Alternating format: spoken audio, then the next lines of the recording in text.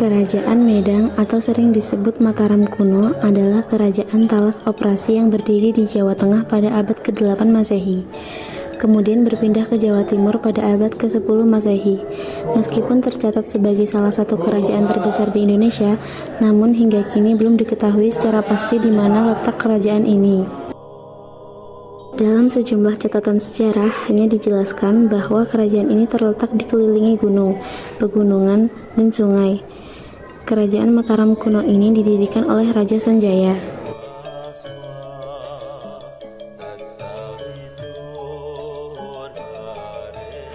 Kehidupan politik dinasti Syailendra. Dinasti Syailendra merupakan dinasti kerajaan Mataram kuno yang bercorak Buddha. Raja terbesar dari dinasti Syailendra adalah Samaratungga pada tahun 812 sampai 883 Masehi. Pada masa pemerintahannya berhasil menyelesaikan pembangunan Candi Borobudur. Setelah Samaratungga, raja kerajaan Mataram dari dinasti Syailendra adalah Pramodawardhani pada tahun 883 sampai 850 Masehi. Pramodawardhani adalah putri Samaratungga. Pramodawardhani kemudian menikah dengan Rake Pikatan dari dinasti Sanjaya. Pernikahan tersebut berhasil menyatukan dua dinasti yang berbeda. Pernikahan Pramodawardhani dengan Rake Pikatan menimbulkan kekecewaan Balaputra Dewa yang merasa berhak atas tahta kerajaan Mataram kuno dibandingkan dengan Rake Pikatan. Balaputra Dewa kemudian menyerang Rake Pikatan, tetapi gagal dan melarikan diri ke Sriwijaya.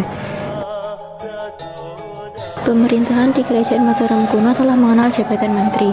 Dalam pemerintahan ada 3 menteri utama, yaitu Rakyan Ihino, Rakyan Ihalu, Rakyan Isirikan. 3 menteri utama tersebut berperan membantu raja dalam menjalankan pemerintahannya. Selain 3 menteri utama, juga ada dewa penasehat yang terdiri dari 5 orang patih.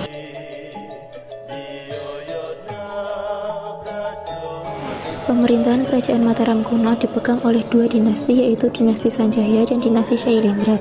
Dinasti Sanjaya didirikan oleh Raja Sanjaya. Raja Sanjaya merupakan raja pertama kerajaan Mataram kuno yang bergelar Sri Rakai Mataram Sang Ratu Sanjaya. Raja Sanjaya berhasil mengembangkan agama Hindu Siwa dan banyak membangun candi Siwa di pegunungan Dieng.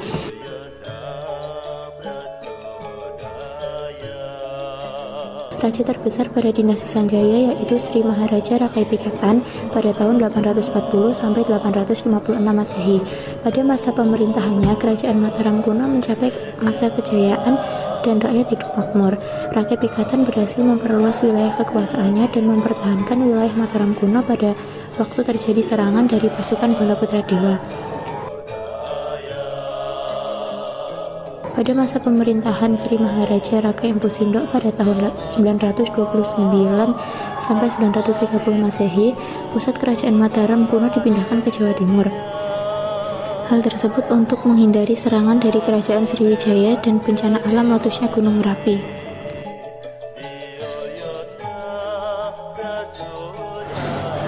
Raja-raja yang memerintah kerajaan Mataram kuno saat berpusat di Jawa Tengah. 1.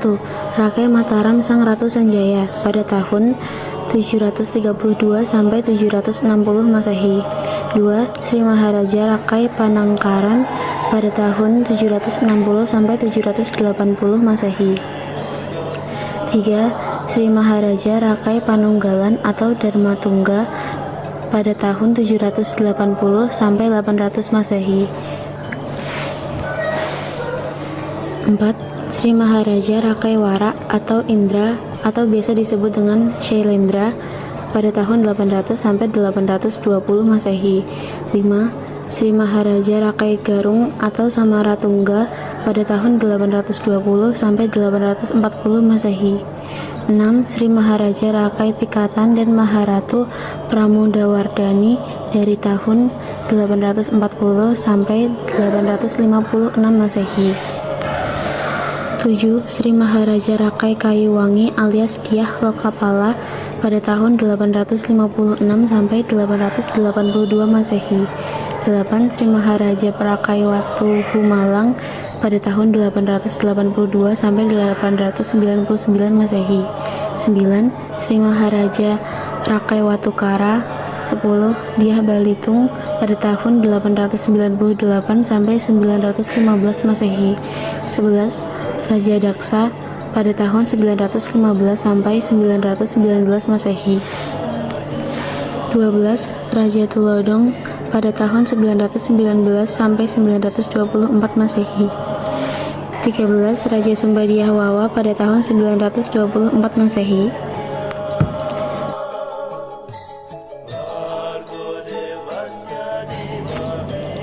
Kehidupan sosial masyarakat Kerajaan Mataram kuno ditandai adanya pembagian golongan masyarakat yang terdiri atas Brahmana, yaitu golongan agamawan, Ksatria, yaitu bangsawan atau pegawai kerajaan, Waisya, yaitu golongan pedagang, dan Sudra, yaitu golongan masyarakat biasa. Golongan Brahmana terdiri atas Pamgat atau sang Pamgat. Golongan Ksatria terdiri atas pejabat kerajaan, yaitu Raja, Putra Mahkota, yaitu Rakaryan Mahamantri atau Mapatih Ihino, dan 3 putra yang lain, yaitu Rakaryan Mapatih Ihalu, Rakaryan Mapatih Isirikan, dan Rakaryan Mapatih Iyuka. Golongan Waisya terdiri atas pedagang. Pimpinan para pedagang disebut dengan istilah Tuhadaga. Golongan Waisya terdiri atas pedagang. Pimpinan para pedagang disebut dengan istilah Tuhadaga. Golongan Sudra dalam prasasti disebut dengan istilah Katik, yang dapat diartikan sebagai pembantu. Berdasarkan relief Candi Borobudur, dapat diketahui adanya stratifikasi sosial berdasarkan penggambaran posisi figur dan abarana atau pakaian.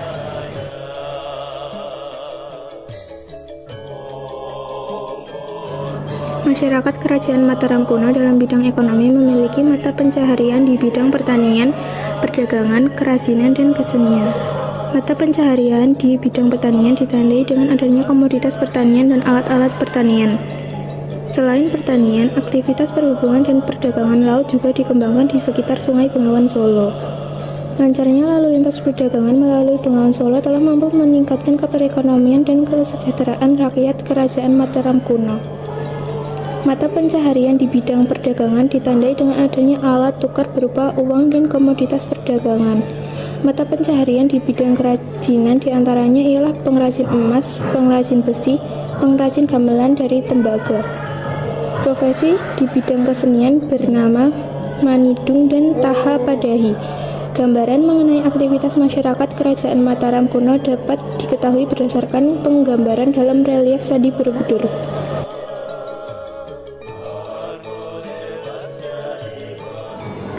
Ada beberapa faktor yang diduga menjadi penyebab runtuhnya Kerajaan Mataram kuno, antara lain 1. Bencana alam. Menurut beberapa sumber sejarah, letusan Gunung Merapi pada tahun 928 Masehi menyebabkan kerusakan parah pada candi-candi dan permukiman penduduk Kerajaan Mataram kuno. 2. Perebutan kekuasaan. Kerajaan Mataram kuno terdiri dari 2 dinasti besar, yaitu Dinasti Sanjaya dan Dinasti Sailendra. Dinasti Sanjaya menganut agama Hindu, sedangkan Dinasti Sailendra menganut agama Buddha. Kedua dinasti ini sering bersaing dan saling menyerang untuk merebut tahta kerajaan. Konflik ini memuncak pada masa pemerintahan Raja Balitung pada tahun 898 sampai 910 Masehi yang merupakan keturunan dinasti Sanjaya. 3. Pemindahan pusat kerajaan. Pemindahan pusat kerajaan dari Jawa Tengah ke Jawa Timur. Perpindahan ini dilakukan oleh Raja Empu Sindok pada tahun 929 sampai 947 Masehi yang merupakan keturunan dinasti Sanjaya. Raja Empu Sindok memindahkan ibu kota kerajaan dari Jawa Tengah ke Jawa Timur karena alasan keamanan dan strategi. Namun pemindahan ini juga menimbulkan akibat negatif bagi kerajaan. Pertama, pemindahan ini menyebabkan terputusnya hubungan dengan wilayah-wilayah di Jawa Tengah yang masih setia kepada Kerajaan Mataram kuno. Kedua, pemindahan ini membuat kerajaan menjadi rentan terhadap serangan dari kerajaan-kerajaan lain di Jawa Timur, seperti Kerajaan Medang Kamulan dan Kerajaan Kahuripan.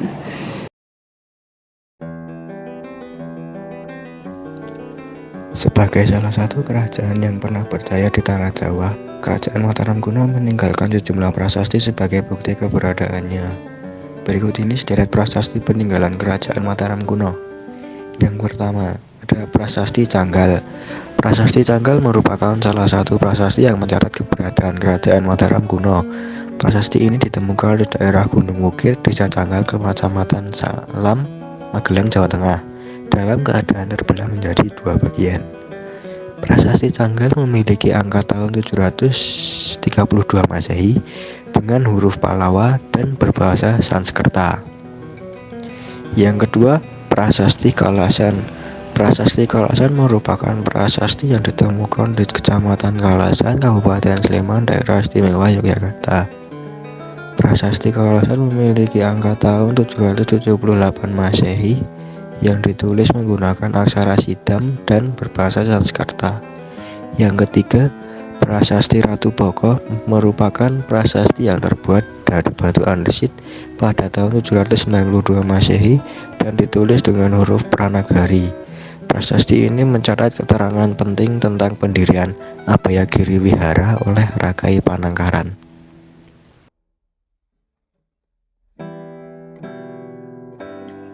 Tidak hanya prasasti yang ditinggalkan oleh Kerajaan Mataram kuno, tapi ada beberapa candi yang ditinggalkan oleh kerajaan tersebut.